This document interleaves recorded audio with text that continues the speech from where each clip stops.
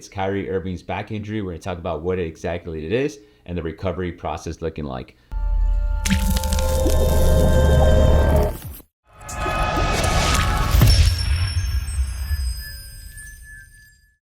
My name is Dr. Marco Lopez, Doctor of Physical Therapy and Certified Strength and Conditioning Specialist and co-founder of the Basketball Doctors. All right, guys, let's jump into Kyrie Irving's back injury. It was reported to be a bulging disc injury. So we're going to talk about what exactly a disc is and what the recovery timeline is and the different potential symptoms that he might be dealing with.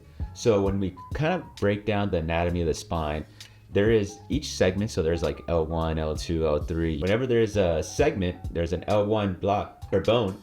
Below it, there's an L2, and between it, there's that cushion, and that cushion is that disc. And the disc allows movement in the spine, also provides shock absorption and stability in the spine.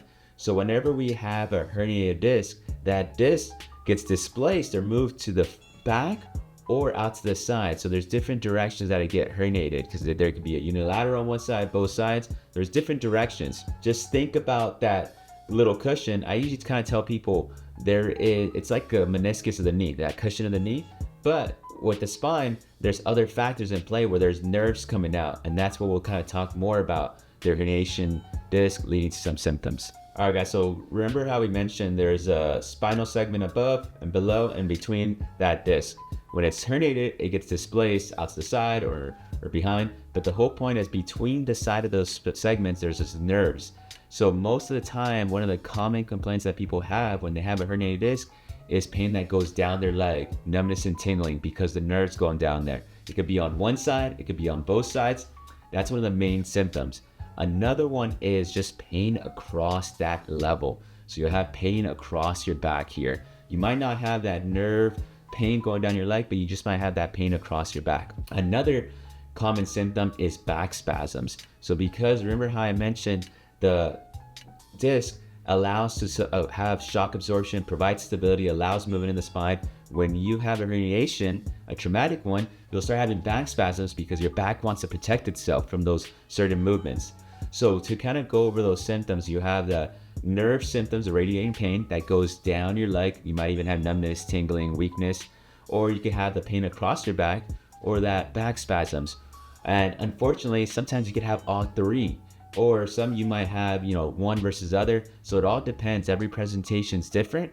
And that's what kind of leads up to our potential prognosis and recovery. When it comes to prognosis and the recovery timeline, like I mentioned, it depends on his symptoms. How severe does he have that numbness and tingling going down his legs? Does he just have back spasms?